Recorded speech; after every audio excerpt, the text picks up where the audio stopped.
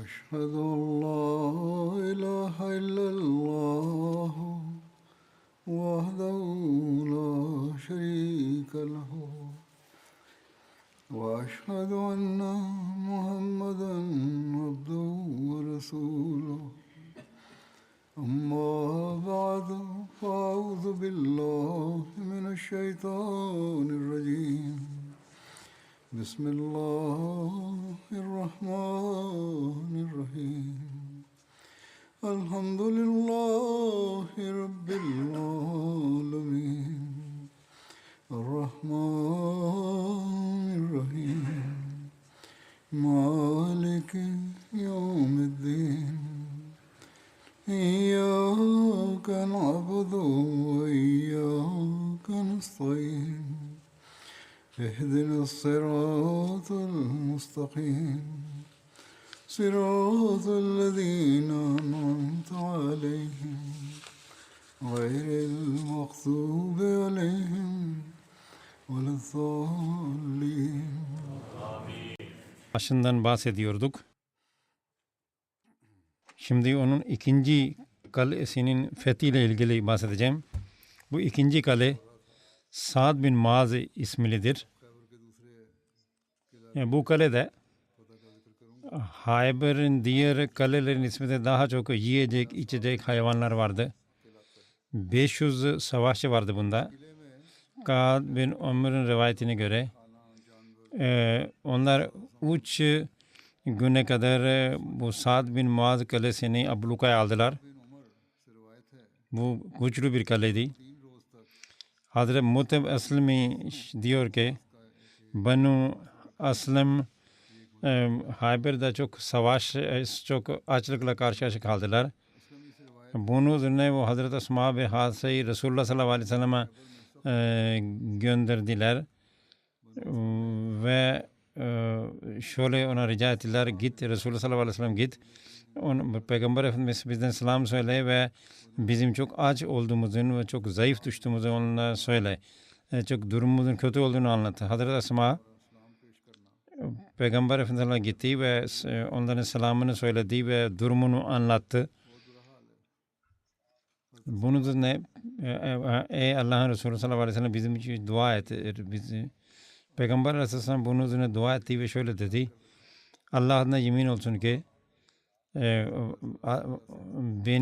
bende size vereceğim bir şey yok. Size güç vereceğim, yiyecek olarak vereceğim bir şeyim yok. Ben onların durumunu çok iyi anlıyorum. Ve şöyle dua etti. Ey Allah, bu kale onlar için fethedilsin ki o kale yemekten, yiyecekle ve yağ ile dop doludur. Resulullah sallallahu aleyhi ve sellem 12 sancak onlara verdi savaş için. Bunun ayrıntıları şöyledir. Yahudilerden meydan okuyarak tek tek görüşlerden meydan okuyarak çıktı ve Yuşa'ydı bunun ismi. Hazreti Hubab bin Munzir onun karşısına çıktı. Onunla savaştı o. Ve Hazreti Hubab onu öldürdü. Ziyal Nami ikinci Yahudi aynı şekilde çıkıp meydan okudu. Hazreti Humara bin Ukba Fari onun karşısına çıktı ve ona çok korkunç bir darbe indirdi. Onun başı yaradı. Bunun üzerine Ukba bin Gafari dedi ki bakın ben gencim bakın. Bunun üzerine ashab-ı kiram dediler ki bunun işte cihadi batıl oldu. Yani bu işte bak işte ben Gaffariyim dedi, kendi milletini ön plana çıkardı veya işte kendi büyüklüğünü tasladı diye böyle şey söylediler. Ama bu Peygamber Aleyhisselam bu ulaştığı zaman Peygamber Aleyhisselam şöyle dedi, bu hiçbir şey olmaz, ona Allah acır verecektir ve o övülecektir. Çünkü eğer böyle vaktinde böyle bir şey söylenirse o caiz değil. Hazreti Muhammed bin Aslam şöyle diyor, ben Peygamber Efendimiz sallallahu aleyhi ve sellem'i gördüm. O oklar atıyordu ve onun bir tek oku hata etmedi. Resulullah bana baktı ve gülümsedi. Hazreti Hubbab bin Munzir radıyallahu anh kendi erleriyle beraber kaleye girdi ve orayı fethetti ve bütün silahlarını ve bütün mal mülkünü el koydu. Kaleyi koruyan Yahudiler birçoğu öldü. Hazreti Muhteb Eslemi ki o Peygamber sallallahu aleyhi ve selleme dua için gelmişti. Açlı karşısında o diyor ki biz daha geri dönmemiştik kaleye ki Allah-u Teala Sa'd bin Muaz eline kale fethedilmişti. Hazreti Cabir diyor ki biz daha Resulullah sallallahu aleyhi ve sellem dua isteyip geri dönmemişti ki bu esnada savaş başladı ve kale fethedildi. Hazreti Cabir diyor ki ne kadar orada yiyecek ve içecek orada bulunduysa o kadar çoktu ki başka bir kalede o kadar yiyecek içecek yoktu. Birçok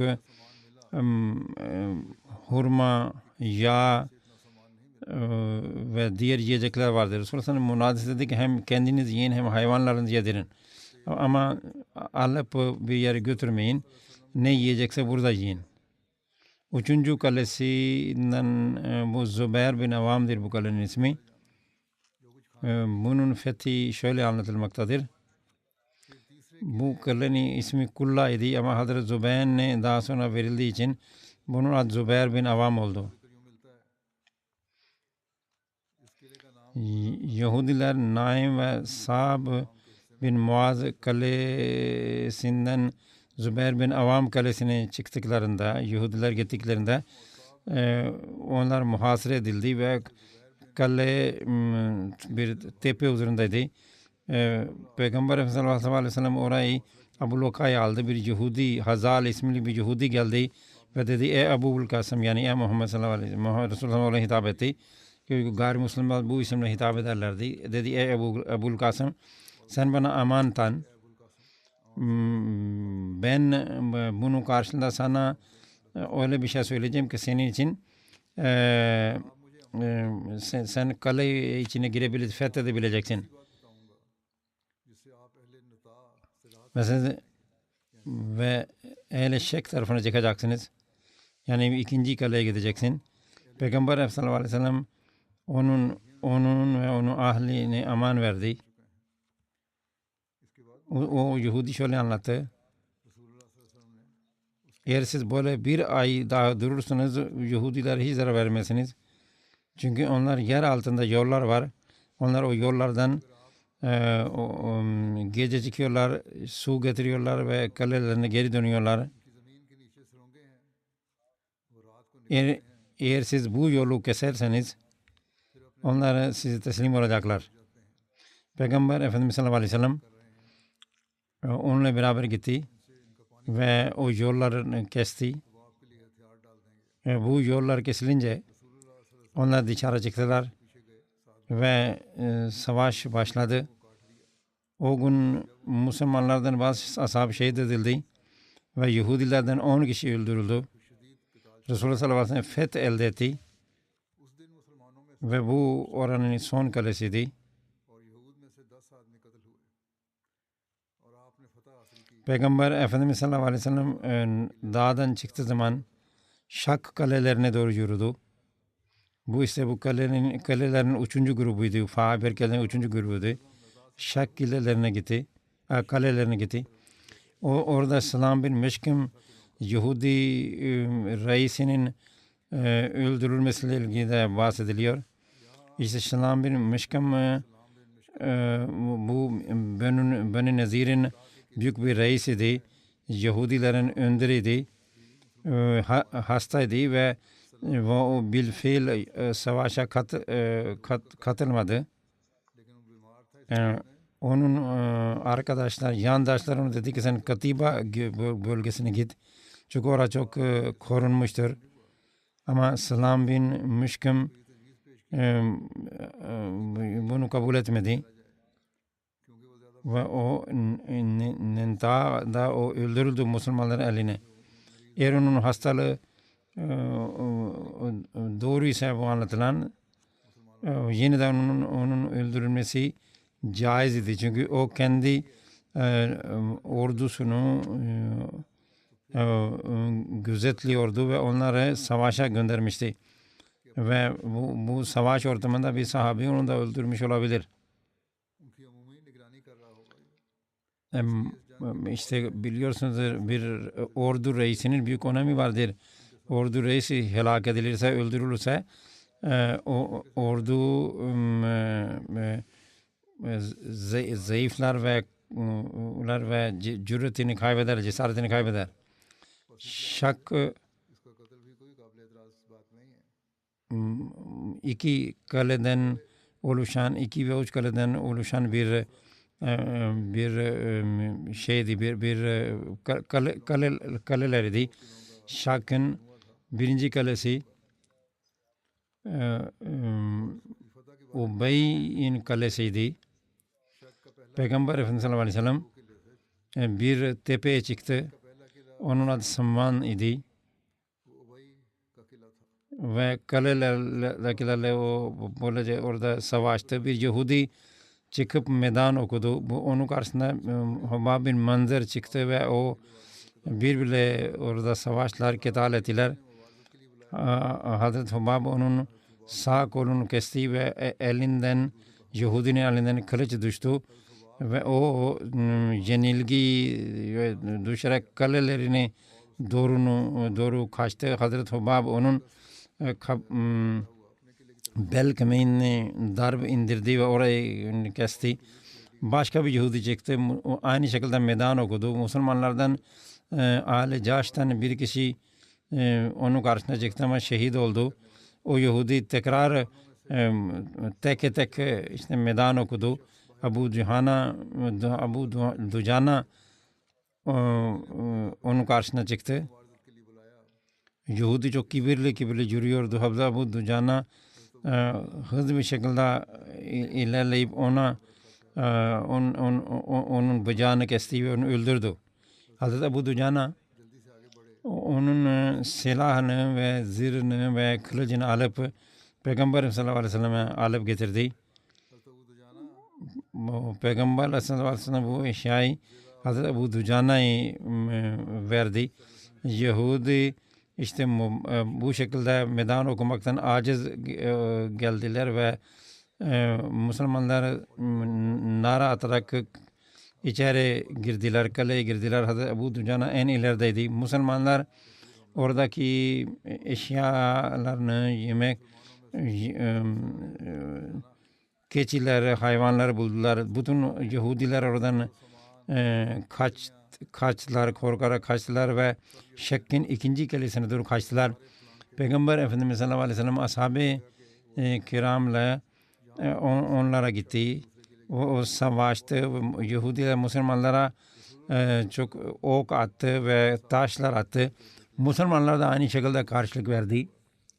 Ancak Yahudilerin onların oklar, Yahudiler oklar Müslümanlara zarar veriyorlardı. Onlar tepeden ok atmaktaydılar ama Müslümanlar aşağıdaydı.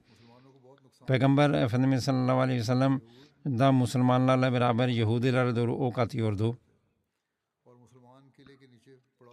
Anlaşılan Yahudilerin hedefi Resulullah sallallahu aleyhi ve sellem durduğu yer idi. Orada birçok ok atılmaktaydı. Peygamber Efendimiz sallallahu aleyhi ve sellem ashab-ı kiramla beraber oradaydı ki bir tır gelip Peygamber Efendimiz sallallahu aleyhi ve sellem'in elbiselerine gelip takıldı. Bir rivayete göre Peygamber Efendimiz sallallahu aleyhi ve sellem yaralandı ve o oktan dolayı o elbiseleri yırtıldı. Resulullah sallallahu aleyhi ve sellem birkaç çakıl taşlarla attı ve kaleleri titremeye başladı ve Resulullah sallallahu aleyhi ve sellem orayı ele geçirdi. Bundan sonra 3 kale daha var. Katibe'nin 3 kalesi daha var. Bu her üçünün Müslümanları ablukaya aldı. Bu konudaki rivayet şöyledir. Peygamber Efendimiz sallallahu aleyhi ve sellem Nita ve Şak kalelerini fethettikten sonra Yahudiler Katibe'nin 3 kalesinin doğru kaçtılar. Kamus onların en büyük kalesiydi. ve çok korunmuş, çok sağlam bir kaleydi. Yahudiler bu üç kaleyi içine kapandılar ve o kalelerin aşağıya hiç bakmıyorlardı. Hiçbirisi onlardan gelip de meydanda okumuyordu. Tek tek savaş için meydanda okumuyordu. Peygamber Efendimiz 14 güne kadar oraya ablukayı aldı. Peygamber Efendimiz sallallahu aleyhi ve sellem mancelikle oraya savaşmaya, oraya saldırmayı niyetlendi. Ve Yahudiler bunu öğrenince Peygamber Efendimiz sallallahu aleyhi ve sellem barışmak istediler. Ve Kenana bin Ebu Kuhayf Yahudilerden birisinin Şamah isimli bir Yahudi Peygamber Efendimiz'e gönderdiler. Ve Resulullah sallallahu aleyhi ve sellem'le konuşmak istediğini söylediler. Kenana bin Ebu Hak kaleden aşağı indi ve Peygamber Efendimiz sallallahu aleyhi ve sellem'le barış antlaşmasını imzaladı. Resulullah sallallahu aleyhi ve sellem ashab-ı kiramı gönderdi. Ashab-ı kiramların mallarını ele geçirdi, ellerini aldı. Orada 400 kılıç, 500 mızrak vesaire gibi silahlar çıktı. Kamus kalesinin fethiyle ilgili başka rivayetlerde vardır. Kamus'un fethiyle ilgili siret kitaplarından şöyle yazılıdır ki 20 gününe kadar oraya abluka alındı ve eninde sonunda Hazreti Ali'nin eliyle bu kale fethedildi. Yahudilerle çok savaşıldı. Ayrıca bu kale fethedilirken bazı kitaplara göre Killa Naim ile ilgili olaylarda buralarla ilgili de anlatıyorlar.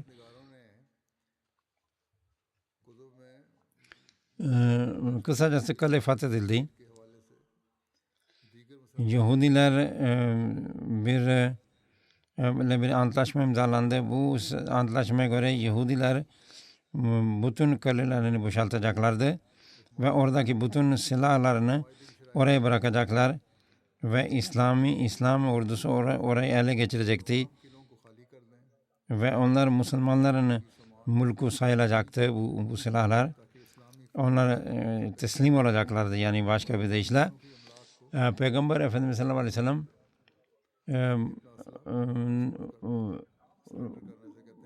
Peygamber sallallahu aleyhi ve sellem anlaşmaya göre Yahudilerin kanını koruyacaktı ve onların kadınlarını ve çocuklarını esir almayacaktı, köle yapılmayacaktı.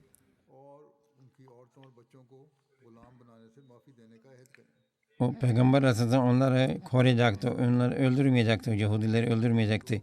Üçüncüsü, Yahudiler orayı terk edip Şam'a doğru gideceklerdi. Dördüncüsü, oradan onlar çıkarken onların binekleri ne kadar eşya taşıyabiliyorsa o kadar yanına alabileceklerdir. Beşincisi, Yahudiler söz verecekler ve bu söze göre o bütün gizli hazinelerinden Müslümanlara haberdar edeceklerdir ve onu Müslümanlara teslim edeceklerdir. Altıncı şart şöyledi: Yahudiler ittifak ile bu sözleşmeye aykırı davrandığında veya hazinelerini gizlediklerinde Müslümanlara hiçbir sorumluluk yüklenmeyecektir ve onlar bu şartlardan Müslümanların hiç sorumlu olmayacaklardır. Hayber, bazı rivayetlere göre Hayber'in bağlarda verildiği antlaşmaya göre onlar Şam'a doğru sürgün edilecekti. Ama Yahudiler dediler ki biz burada kalalım, bize izin verin, biz buradaki ziraatı iyi yapıyoruz, bu işi iyi anlıyoruz. Peygamber Aleyhisselam onlara orada kalmaya izin verdi, onların ricalarını kabul etti. Ama bunun karşılığında dedi ki hasatın yarısı onlarda, yarısı da Müslümanlarda kalacaktır ve bu da işte çok büyük bir Resulullah onlara çok şefkatli davrandı böylelikle. Sahih Buhari'ye göre Hazreti Abdullah diyor ki Peygamber Efendimiz sallallahu aleyhi ve sellem Hayber Yahudiler verdiği ve orada çalışmadan izin verdiği ziraat ve çiftlik yapmalarını izin verdiği ve hasadın yarısı onlara olacaktı dedi. Hayber'de 17 sahabi şehit edildi. Hazreti Rabia bin Aksam, Sakh bin Ömer, Rifa bin Masrun, Abdullah bin Umayya, Mahmud bin Maslama, Abu Ziyad bin Numan, Haris bin Hatib, Adi bin Murra, Aus bin Hubeb, Masud bin Saad, Bishr bin Bara, Hazret Fazal bin Numan, Amir bin Akba, Amara bin Ukba ve Habşi Hazret Yasar ve bir başka bir ismi bilinmeyen bir kişi. Yahudilerden 97 kişi öldürüldü. Bazı onların reisleri söyledi. Haris, Ebu Zeynep, Marab, Usayr, Yasir, Amir, Kenana, Ebu Buka.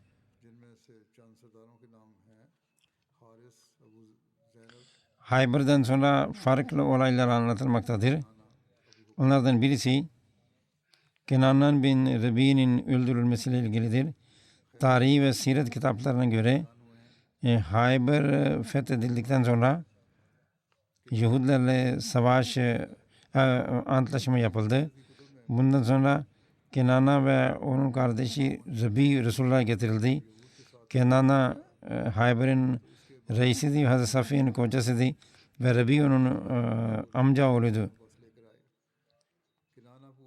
Kenana da Huy bin Akhtab Yahudin reisinin hazinesi vardı, altın vesaire ve diğer taklar vardı ve o Yahudiler bunu Ehl-i Arbe verirlerdi evlenirken falan.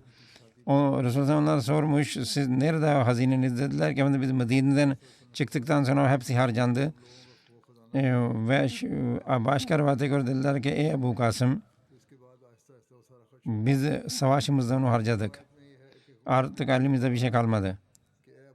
Biz aynen bugün için onun yanında bulunduruyorduk. Peygamber Efendimiz sallallahu aleyhi ve sellem şöyle dedi. Medine'den çok önce çıkmadınız ki bu bütün malı, bu hazine harcansın. Onlara yemin ederek dediler ki onlarda hiçbir şey yok. Bunun üzerine Peygamber sallallahu aleyhi ve sellem şöyle dedi. Eğer bu hazine sizden çıkarsa ben ve o zaman ben Allah ve onun peygamberi zimmetinde değilsiniz o zaman. Hazreti Ali ve Hazreti Übeyr Resulullah aleyhi ve sellem ve Hazreti Ömer'i de şahit kıldı. Yahudilerden birisi Kenan'a gitti, dedi ki bak siz Muhammed sallallahu aleyhi ve sellem'in ne istiyorsa eğer sizde varsa ona verin. Eğer yoksa, eğer siz onun nerede olduğunu biliyorsanız, eğer nerede olduğunu biliyorsanız söyleyin ona, böylece siz kurtulursunuz. Yoksa o zurur buna galip gelecek ve bunu eline geçecek. İşte bu Yahudi onları azarladılar ama bu sustu. Hazreti Abbas diyor ki eğer siz benden bir şey saklarsınız ve ben bunu tekrar da onun öğrenirsem o zaman kanınız ve evladınız bana helal olacaktır. Onlar doğru dediler, sorun değil. Başka bir kitap şöyle anlatıyor. Hazreti İbn-i Abbas'a göre Peygamber Efendimiz sallallahu aleyhi ve sellem Ansarlardan birisini çağırdı ve dedi ki sen filan yere git. Orada hurmalara git ve oradan sağ ve sol tarafından yukarı bak ve orada ne varsa onu getir. İşte orada o hazinenin gelindi de bu 10.000 dinarlık o hazineydi ve bu antlaşmaya aykırı olduğu için onlar öldürüldü. Başka bir rivayete göre bu rivayet ne derece doğru bunu ben daha sonra söyleyeceğim ama sadece rivayet anlatıyorum. Hazreti Sa'd diyor ki Peygamber Efendimiz sallallahu aleyhi ve sellem Kinana getirildi ve onda Banu Nazir'in hazinesi vardı. Ona hazineler hakkında soruldu. O bu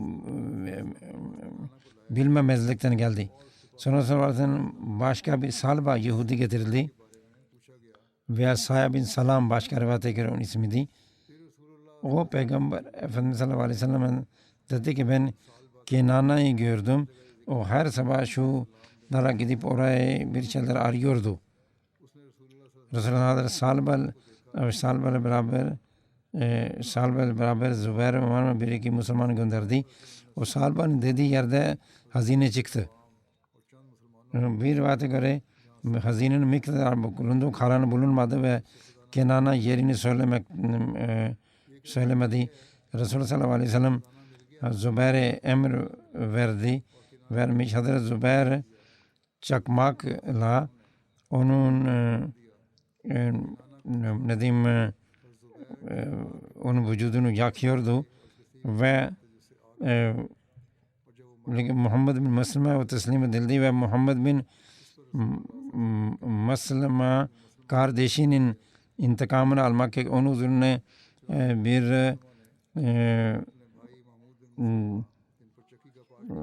bir taş atılmıştı ve öldürülmüştü. Ona intikam alsın diye bunu öldürüldü. Ama bu bazı rivayete göre Peygamber sallallahu aleyhi ve sellem emriyle bu her iki kardeşi öldürüldü. Başka bir rivayete göre Kunana bir Muhammed bin Maslama öldürdü.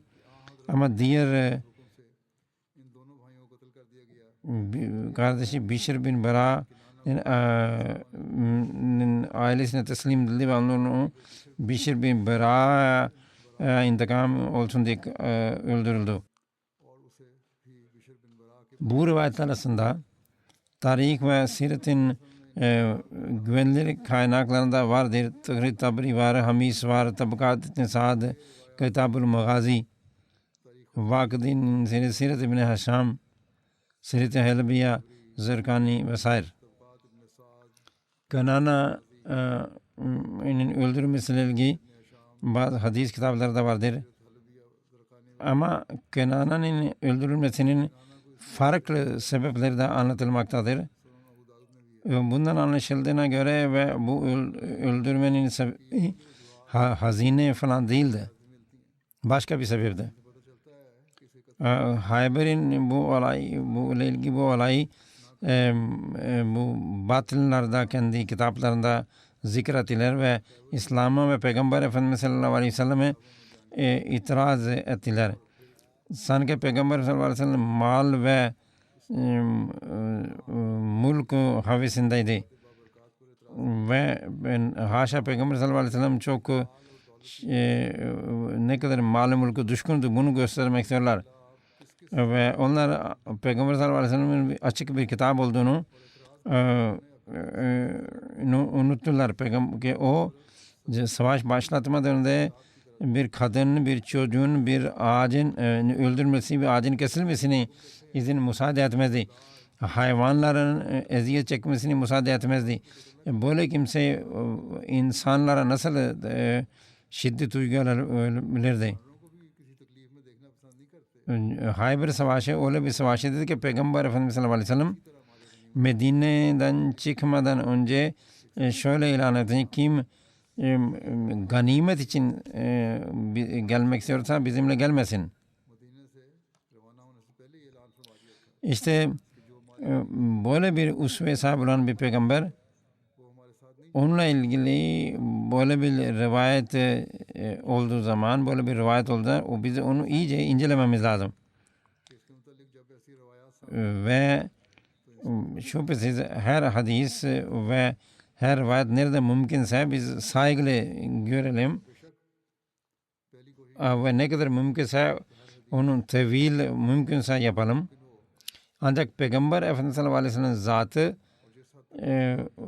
daha mukaddestir ve daha onun saygını daha önemlidir. O alemlere rahmet idi. Nitekim kim onun bu bir rivayet onun bu karakterinin ters ise düşmekte o kabul edilmez. İşte muhaddisler yüzlerce binlerce hadis daha çokla uydurduğunu ve hatta Yahudilerin de böyle rivayetleri uydurduğunu söylemektedirler. Bu da Kenana ve onun kardeşinin öldürmesiyle ilgili olayı. Bunu da bizim research ekibimiz yani araştıran ekibimiz o da bunu çok iyi cevabını hazırladı. Onlar şöyle diyorlar ki bu olayın iç durumu anlatıyor ki bunu anlatılan bu rivayeti anlatılanlar sık sık böyle unutmaktadırlar ve farklı olaylar karıştırmaktadırlar. Eğer öyle bir olay olduysa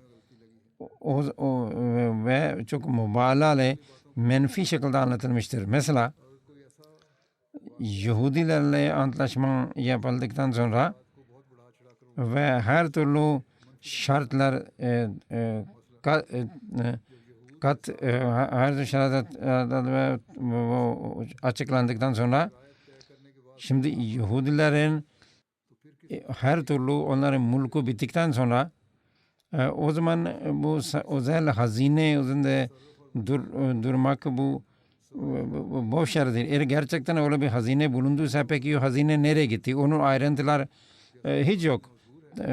Kitaplarda hiç yok. Tersi böyle o zamanki ya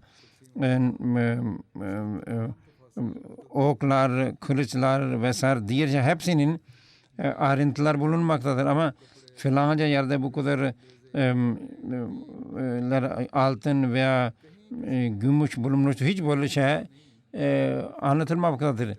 Hatta tersine yazılanlara göre orada altın veya şey hiç yoktu. Bu işte rivayetlerde çok ihtilaf vardır. Bir rivayete göre Kinana'ya soruldu.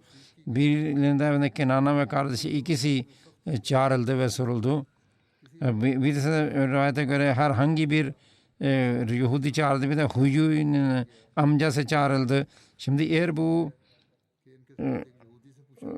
eğer gerçekten suçlular varsa o zaman birçok kişi suçluydu. Onlara ceza veriliyordu ama sadece 2 kişiye ve bazı rivayetlere göre sadece 1 kişiye ceza verildi. Bazı rivayetlere göre Hazreti Ömer hilafet döneminde Yahudileri Hayber'den çıkarmak istediğinde o zaman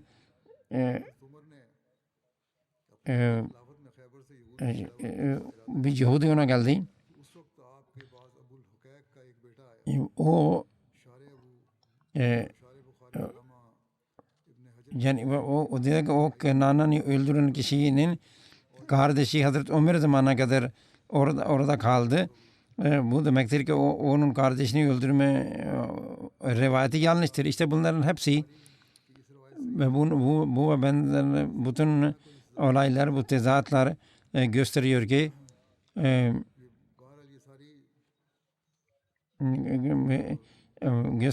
böyle bedensel ceza bir hazine bulma, beden bir ceza ile ilgili rivayetler hiçbirisi doğru değildir. Nitekim çok meşhur siret yazar Allama Nomani şöyle diyor ki Şibli Nomani diyor ki bu konuda siret yazanlar çok yanlış bir yola başvurdular ve çok ve onlar çok karıştırdılar bu olayı ve diyor ki bu rivayetlere göre Resulullah sallallahu aleyhi ve sellem Yahudilere hiçbir şey onlar saklamayacaklardır ve onlar Yahudiler bunu sakladıkları zaman Hazreti Zübeyir çakmakla onun göğsünü yaralıyordu ve nihayetinde o en sonu öldürüldü ve Yahudiler köle vesaire yapıldı. Kenan'ın öldürülmesi doğrudur ama bunun sebebi hazine değildi. O Muhammed bin Mesleman'ı öldürmüştü. Onun için o bunun karşısında öldürüldü. Tabri'ye göre Resulullah sallallahu aleyhi ve sellem bu onun Muhammed bin Maslama'nın karşısında bunu öldürdü. İbn-i İshak yukarıdaki hiçbir ravinin adından bahsetmemektedir.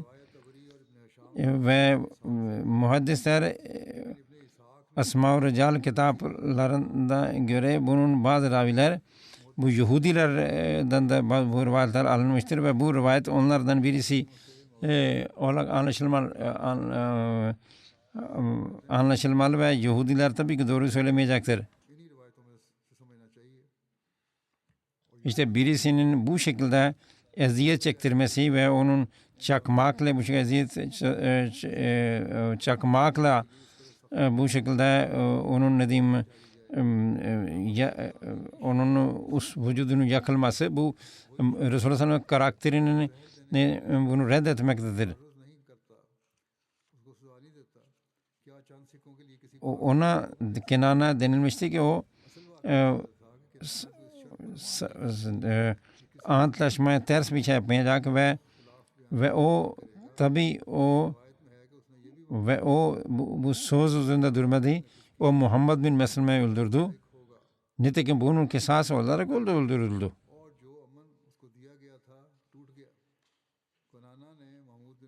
İşte o bu Seyyid Barakat Bey bir Ahmedi yazar o Resulullah Ekrem ve Yehud isimli kitabında şöyle yazıyor. İbn-i İshak bir senet getirmeden bu hikayeyi anlattı ve bu tamamıyla bu hikaye yanlıştır. Ve ateşle birisini bu şekilde yaralamak bu İslam'ın öğretisine aykırıdır. Sonra o hazineyle ilgili hiçbir ayrıntılar ne Beytül Mal'e verildiği bir ayrıntı var ne de taksimle ilgili. İbn-i İshak ve diğer eski kaynaklarda da bunun hiçbir ayrıntılar yoktur. Hiçbir zikri yoktur. Ve bütün rivayetler işte elbiseden yiyecek içinde bahsediyor. Ama bundan hiç bahsetmiyor. Bazı sahabe diyor ki biz Hayber fethettik ama bize altın ve gümüş verilmedi. Mala ganimet olarak bize elimize geçmedi. Aslında onun öldürülmesi bir Müslüman reisinin öldürmesi karşılığında intikam ve kısas olaraktı. İşte asıl bu rivayetlerin hakikati budur. İşte bu olaylar devam edecektir. İşte burada bir Yahudi kadından da bahsediliyor ki o Peygamber Efendimiz sallallahu aleyhi ve selleme zehir vermeye çalıştı. Ama Resulullah sallallahu aleyhi ve sellem Peygamber Efendimiz'i korudu ve bu zehirden ben ileride bunu söyleyeceğim. Ben şu an bir merhumdan, bir rahmetlinden bahsedeceğim. Onun cenazesini, gaybi cenazesini Mansur Ahmed Kalun ve Şerif Ahmed Kalun bu Avustralya'da geçen de vefat etti. İnnallâhi ve innallâhi raciun. Serdar Khan Bey razıyallahu anh'un torunuydu. Rabwa'da eğitim gördü. Din hizmeti etti. Hep dine hizmet etti. Sindh'da high school'da yani lisede bir öğretmen olarak çalıştı. 30 sene yakın öğretmen olarak çalıştı. Beşirabad'da yani bu okulda çalıştı. Cemaatin bu yeriydi. Ve orada birçok yerde cemaate hizmet etti. General Secretary olarak Hyderabad'da çalıştı.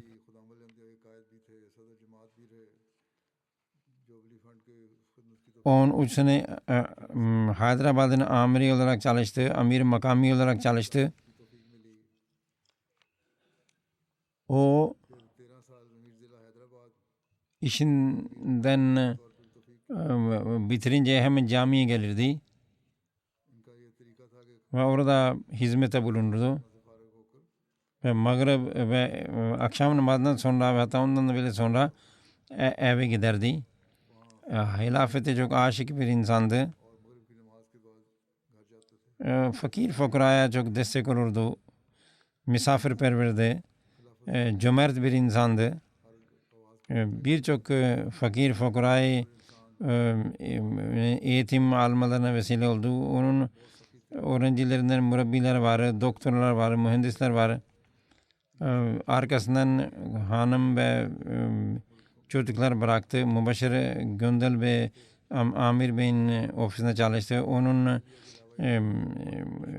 bacanağıydı. Onu yazıyor, diyor ki benim bildiğim bileli o ilk günler beri hep camiye gelip giden insandı. Cemaate hizmet ediyordu. Ve o hizmete gitmekten hiçbir zaman her zaman giderdi ve hiç ara vermezdi. Merkezden gelenlere çok saygı gösteriyordu. Onlara çok Avustralya'ya gitti ve gitti. Sonra buraya geldi.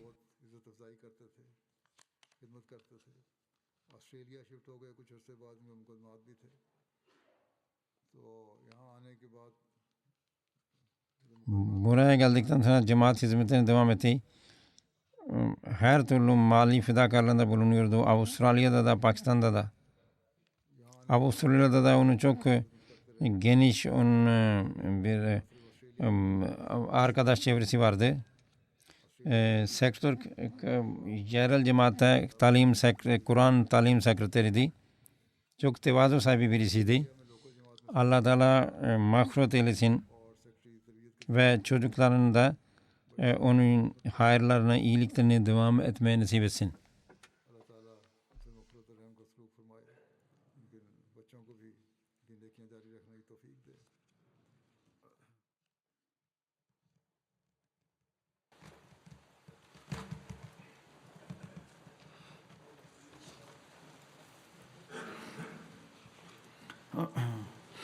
Alhamdulillah nahmaduhu ve nestainuhu ve nestağfiruhu ve nu'minu bihi ve netevekkalu aleyh ve na'udzu billahi min şururi enfusina ve min seyyiati a'malina.